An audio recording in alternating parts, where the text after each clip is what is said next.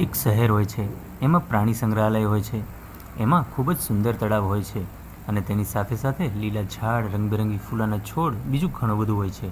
બહારથી જોવા આવતા લોકોને આ જગ્યા ખૂબ જ ગમે છે. જે લોકો એકવાર આ જગ્યા પર આવે એ બીજી વાર આવ્યા વગર રહી જ ના શકે, એવી સુંદર આ જગ્યા હોય છે. બહારથી આવતા લોકો રંગબેરંગી ફૂલોના વખાણ કરે, તળાવના વખાણ કરે, પ્રાણી સંગ્રહાલયમાં રહેતા પક્ષીઓના વખાણ કરે. સિંહ, વાઘ, શિયાળ, હાથી, ગેંડો જોઈને તો બાળકોને નવાઈ લાગે, કેમ કે જે બાળકોએ ટીવીમાં કે ફોનમાં આ બધા પ્રાણીઓને જોયા હોય ત્યારે તે નાના લાગતા હોય.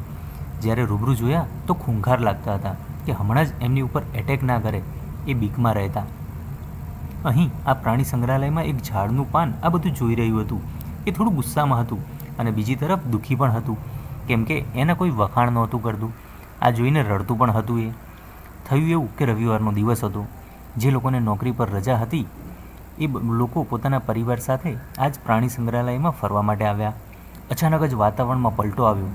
સુસવાટા સાથે પવન ફૂંકાયો. આંધી જ હોય એવું લાગી રહ્યું હતું. બધા પ્રાણીઓ અને પંખી ખૂબ જ અવાજ કરવા લાગ્યા. થોડી વારમાં તો બધું ખેદાન મેદાન થઈ ગયું. એક તરફ જે છોડ હતા એના ફૂલ વેરાઈ ગયા, બીજી બાજુ ઝાડના પાન પણ ઘણા ખરા નીચે પડી ગયા. નાના જીવોનો તો જીવ સંકટમાં આવી ગયો. હવે જે પાન દુઃખી હતું અને ગુસ્સે હતું એ પાન તળાવમાં પડ્યું અને એ જ તળાવમાં એક નાનકડી કીડી પણ ડૂબી રહી હતી. તો એ પાંદડાએ જલ્દી ત્યાં જઈ એક કીડીનો જીવ બચાવ્યો. બદલામાં કીડીએ એ પાંદડાનો આભાર માન્યો અને ધીમા અને થોડા રડુ અવાજે બોલી, આજે તમે ના હોત તો મારી મૃત્યુ નક્કી હતી.